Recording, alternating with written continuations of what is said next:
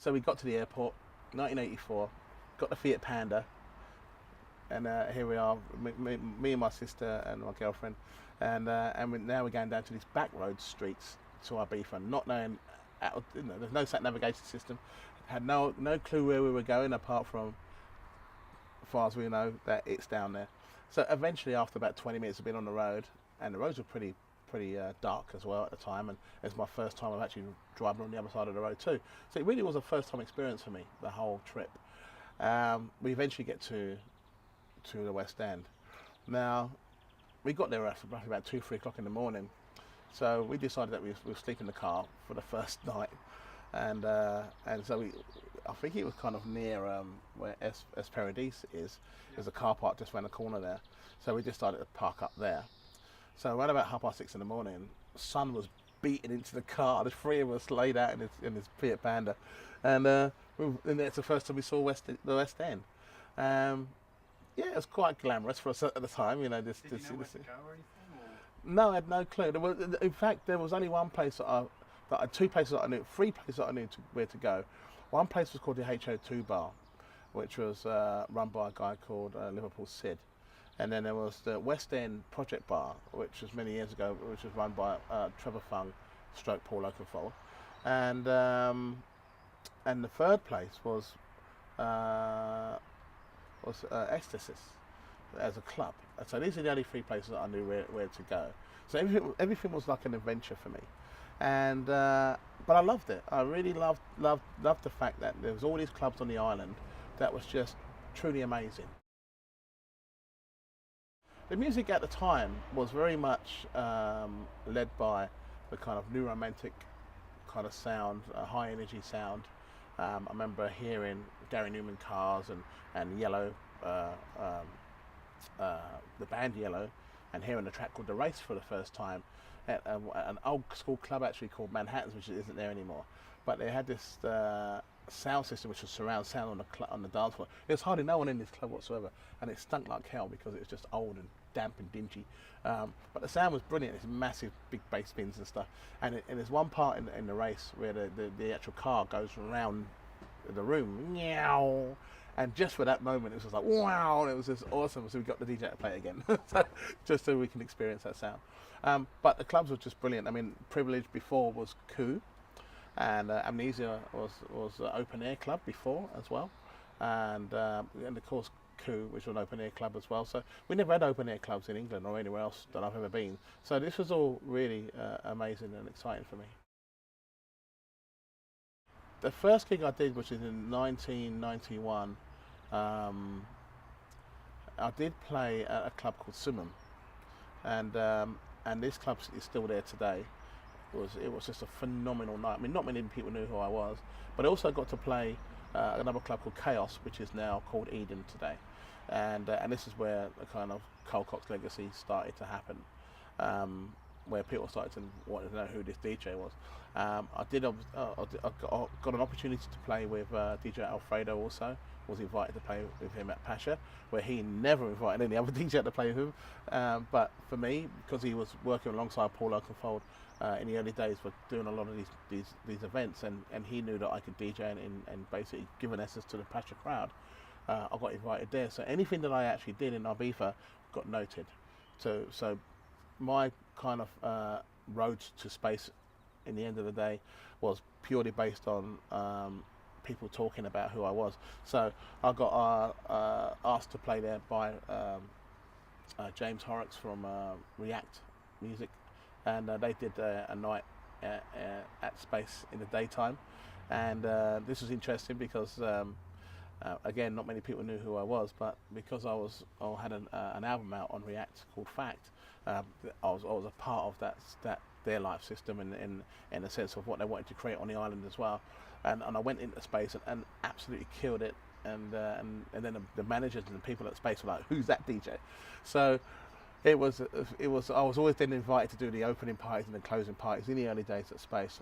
But my big blow up, I would have to say, would probably be when Eddie Gordon from West End Productions many years ago used to run parties at Space just for the BBC Radio 1 crowd, and I was asked to do something on the terrace just for them, In the early days of Space, the DJ booth was where the bar was, and the DJs had the back to the people, so it wasn't really conducive for me to be playing there. So I said, why don't we take the turntables and the mixer away from the bar and put it to where the dance floor is, and turn the speakers around and actually turn it up a bit.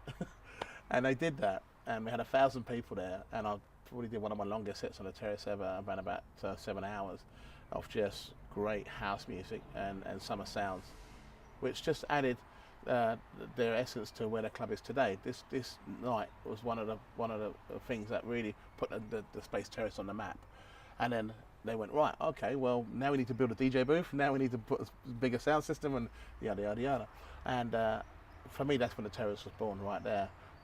So I went through quite a legacy of all the clubs playing to get to where Space is for me today.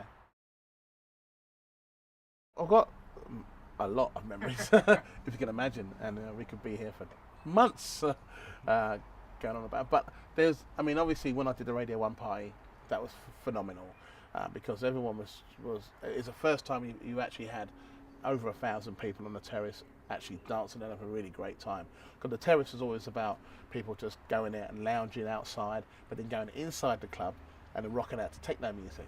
But there was never really a full crowd at Space. It was always the kind of like the last bastion of clubbers that didn't want to go to bed. They wanted to keep going on, and Space was one of those clubs. But meanwhile, I had an amazing time at Amnesia, playing there also for Cocoon in the early days with Sven Veit, which was just phenomenal.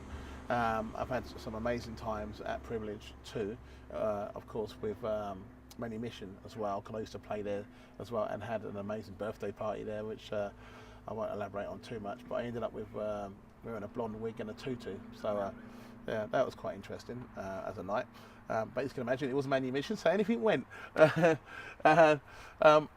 So phenomenal nights really that I've had there, even playing at Mambo's. Some of the nights that I've had at Mambo's and just doing like pre-parties there, to have 2,000 people in front of you at Mambo's who are like a captive audience really, and it's like a night before you go somewhere, was always a really great thing to do as well. I do like to go to Los Dos Lunas as a restaurant, and this restaurant has an amazing garden style to it as well. Again, family-run owned restaurant. A lot of people who it's stuck between it's on the highway, and it's between San Antonio and Ibiza town.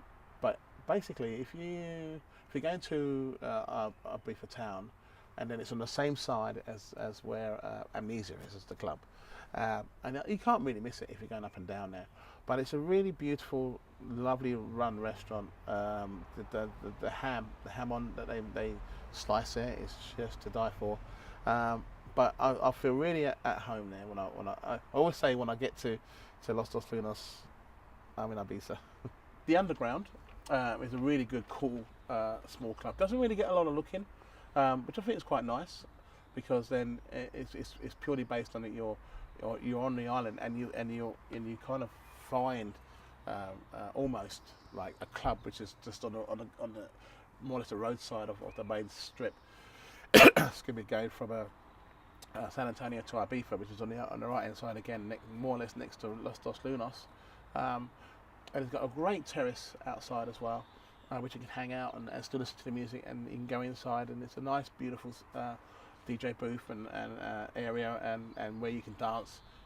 Very, very nicely laid out club. I do like the Underground. Yeah. There's not many things that a lot of people don't know too much about Ibiza these days, but I like to think that there's a really great caves in Ibiza, which is not far. You've got to be on a boat to get to these caves, and it's not far from where Ezedra is. And so if you get to Ezedra, and you if you're heading towards Formentera, it's kind of there's Ezedra on the right hand side, and you go through. On the left hand side, there's all these mountains and rocks, and in there, all these little caves you can go into and swim, and it's just like the Caribbean. It's gorgeous, but I couldn't tell you the coordinates. I do enjoy going out to Portanax. It being the furthest region,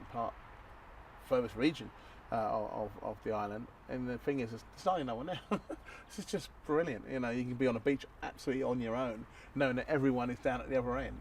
And I just love that. And kind of driving to Portanax, you know, you go through a lot of hills and a lot of twists and turns, and so if you're on a motorbike, it's just really fantastic to get some awesome views going across Ibiza, which a lot of people don't know about, you know. So it's really nice to head up towards Portanax and to get there in the end, because it's the furthest part of the north, and I love being up that end.